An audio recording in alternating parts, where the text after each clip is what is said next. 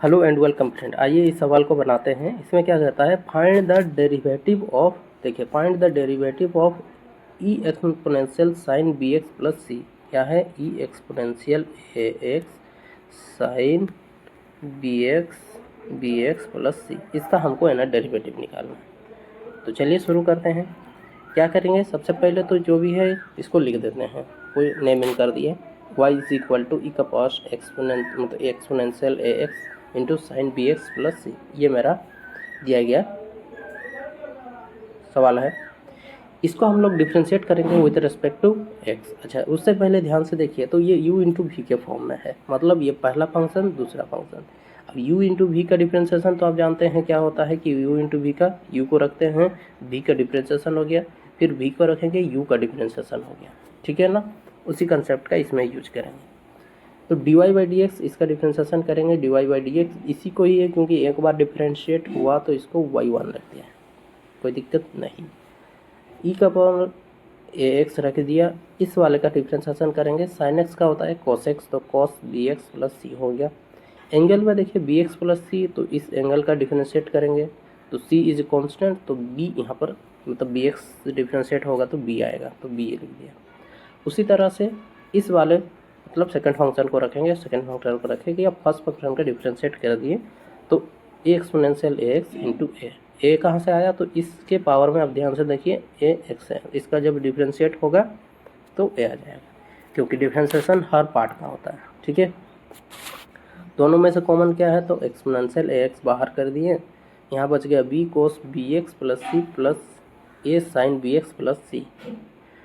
क्या हम अगर b is equal to r sine theta और a is equal to r cos theta रख दें तो कोई दिक्कत है?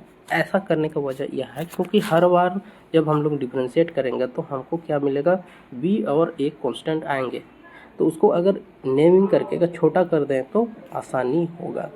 कैसे, देखिए यहाँ से बी आर साइन थीटा और यहाँ पर a is equal to r cos theta हो गया। दोनों को जब स्क्वायरिंग करके ऐड करेंगे तो हमको ये मिलेगा। कैसे, यहाँ से r square sine square theta plus r square cos square theta, उसमें से आर स्क्वायर को कॉमन कर दिए, बजाय क्या sine square theta plus cos square theta, that will give you 1, क्योंकि sine square theta plus cos square theta equal to 1 होता है। ओके, अब यहाँ a square plus b square. अब अच्छा, यहाँ से आर का वैल्यू पता चल गया कि रूट ओवर ए स्क्वायर प्लस बी स्क्वायर, ये है मेरा आर का वैल्यू, तो मतलब ए और वी के टर्म में ही आ गया। ओके, कोई दिक्कत नहीं है। बाकी एक्स्ट्रा क्या है, थीटा, तो थीटा हम लोग इसको डिवाइड कर देते हैं दूसरे को, तो देखिए r sine theta divided by r cos theta करते हैं तो हमको आर आर कैंसिल हो जाएगा, sine theta by cos theta will give you tan theta and b by a. यहाँ से अगर हम लोग थीटा इक्वल टू करते हैं तो इसको देखिए टेन इनवर्स बी बाई ए हो जाएगा, तो थीटा भी हमको बी ए बाई बी के फॉर्म में, मतलब ए और बी के टर्म में नहीं मिल गया, हमें कोई दिक्कत नहीं है, मतलब नया कुछ चेंजेस नहीं किए हैं। ठीक है, किए भी थे तो वापस लिया है।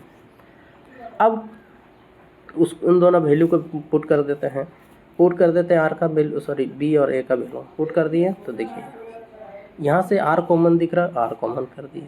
अब जैसे ही आर कॉमन कर दिए तो ध्यान से देखिए यहाँ पर साइन ए साइन बी के साइन ए कोस बी के फॉर्म में, sine a cos b plus sine b cos a का फॉर्मूला लग रहा है, और ये क्या होता है, साइन ए प्लस बी होता है, तो साइन ए प्लस बी का फॉर्मूला लग गया। ठीक है, तो ये फॉर्मूला लगा दिए हैं, तो यहाँ से आप देखिए तो साइन इन दोनों का फॉर्मूला लगा दिए, तो अब हमको मिला sine b x plus c plus theta. अच्छा, क्योंकि बी एक्स प्लस सी ये मेरा एक का काम कर रहा है, मतलब फॉर्मूला है, और ये थीटा एक्स्ट्रा मेरा आ गया, तो फॉर्मूला में बैठ गया, कोई बात नहीं। अब इसका हम लोग अगेन डिफ्रेंशिएट करेंगे विद रिस्पेक्ट टू एक्स, क्योंकि हमको चाहिए था एन डेरिवेटिव। ओके, तो फिर से डिफ्रेंशिएट करिए इसको, तो फिर ये u इंटू वी के फॉर्म में है, first function second function, r is a constant, तो r को बाहर करके रखते हैं, r बाहर करके रखते हैं तो r बाहर आ गया, ई एक्सपोनेंशियल ए एक्स को रख दिए, इस वाले का डिफ्रेंशिएट करेंगे तो cos b x plus c plus theta, और इसका डिफ्रेंशिएट होगा तो फिर से b आ गया, क्योंकि c और थीटा तो कांस्टेंट कंसीडर करेंगे, तो क्योंकि x नहीं है तो हटा दिए, bx आ गया।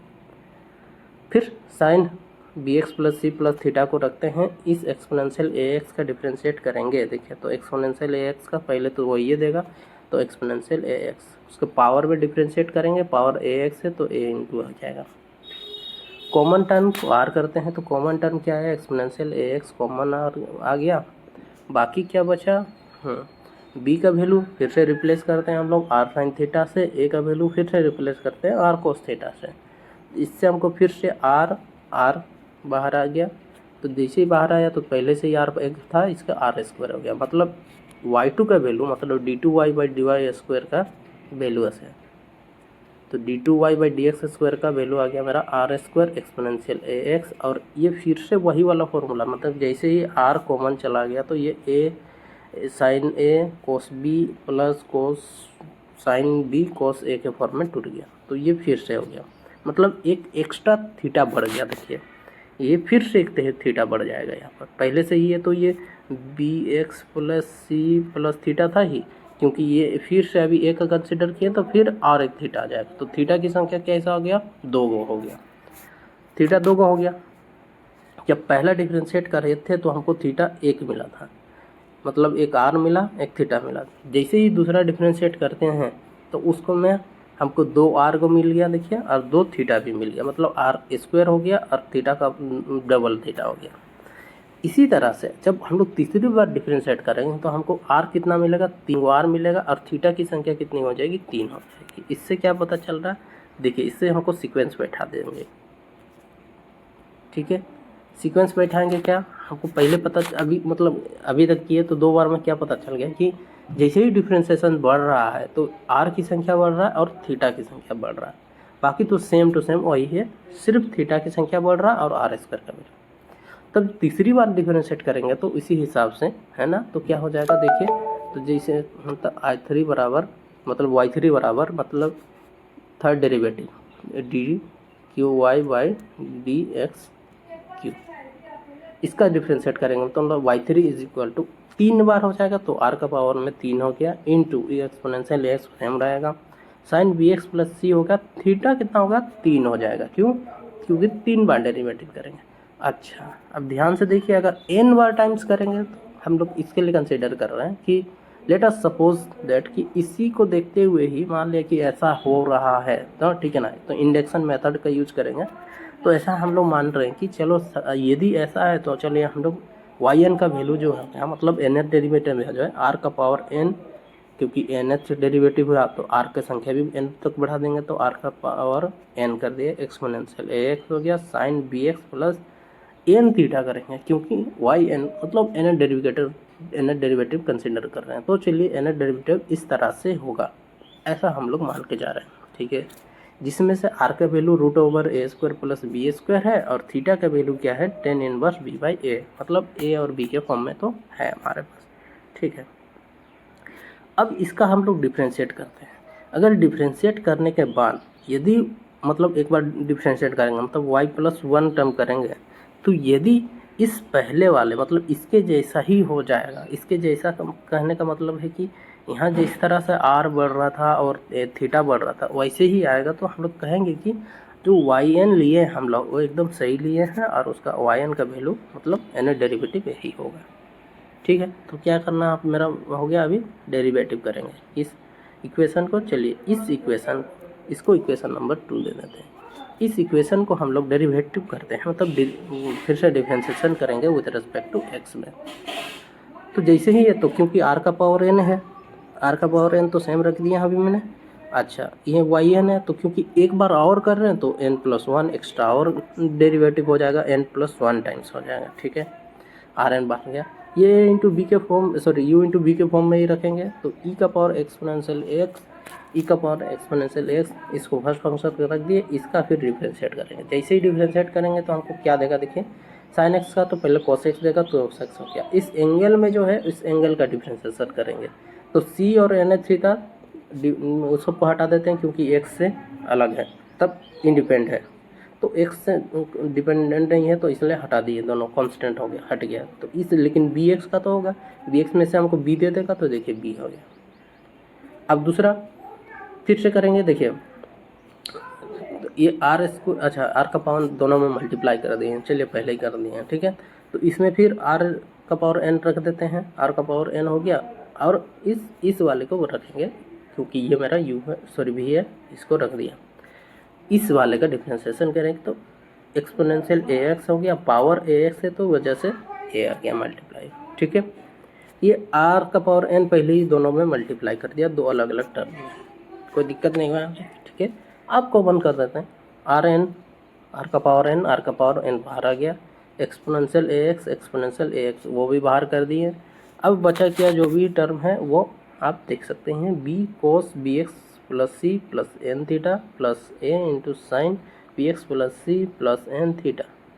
ठीक है, तो अगर b और a का वैल्यू फिर से वही शुरू में से जो लिए थे उसको रिप्लेस करते हैं तो वहाँ से मेरे r कॉमन आएंगे। देखिए यहाँ एक r, यहाँ एक r आ जाएगा, तो r कॉमन कर दिए, r कॉमन कर दिए तो पहले से r का पावर n था, एक और आ जाएगा तो r का पावर n प्लस 1, देखिए r का पावर n प्लस 1 आ गया। ठीक है, इसको फिर से sine a into sine b, sine a into cos b के फॉर्म में रखेंगे, sine a into cos b plus sine b cos a के फॉर्म में, तो क्या देंगे हमको, साइन a प्लस बी। तो फिर से हम लोग ये sine a plus b use करेंगे।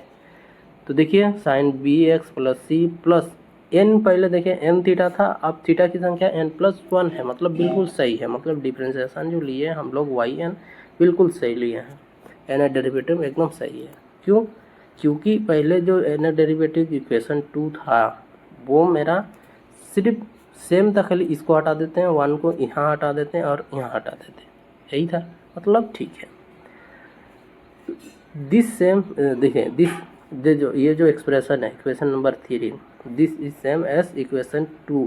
देखिए दो की तरह से जो है, मतलब आपको दो इक्वेशन दो जैसा है, इसके जैसा ही है, लेकिन सिर्फ इसमें n की जगह n प्लस 1 इज रिप्लेस्ड हो गया है। देखिए क्या हो गया, रिप्लेस्ड बाई n प्लस 1, तो मतलब डेरिवेटिव एकदम सही है। तो n डेरिवेटिव जो हम लोग कंसीडर किए हैं वो हम लोग लिख सकते हैं, सिंस इक्वेशन 2 इज, देखिए equation 2 is true for n equal to 1 2 3 4, मतलब n का जितना भी वैल्यू डालेंगे, n इक्वल टू 1 से डाल रखें, n डालें या n प्लस 1 तक डालेंगे, तो दोनों ही केस में क्या होगा, सही हो रहा है। तो बाय द इंडक्शन मेथड से हम लोग ये कर सकते हैं दस कि y, अच्छा y is equal to e का power exponential a x sine b x plus c है, तो उसका जो n डेरिवेटिव हो जाएगा मेरा क्या, y n is equal to r का पावर n और exponential a x sine b x plus c plus n theta, और जहाँ पर r का वैल्यू क्या है, रूट ओवर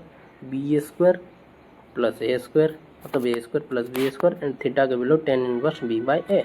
मतलब इसको फाइनली हम ऐसा लिख सकते हैं, कैसा लिख सकते हैं, तो इसको लिखा जाएगा y n is equal to r n exponential a x, और यहाँ क्या हो जाएगा मेरा आर का, अच्छा एक मिनट, आर को हटा देते हैं, वाई एन, आर है मेरा रूट ओवर ए स्क्वायर बी स्क्वायर, पावर में कितना हो जाएगा एन एक्सपोनेंशियल ए एक्स। ठीक है, और यहाँ हो जाएगा sine b x plus c plus theta का वैल्यू क्या है, n times tan inverse b by a, ये फॉर्मूला, ये एक्चुअली में बन गया।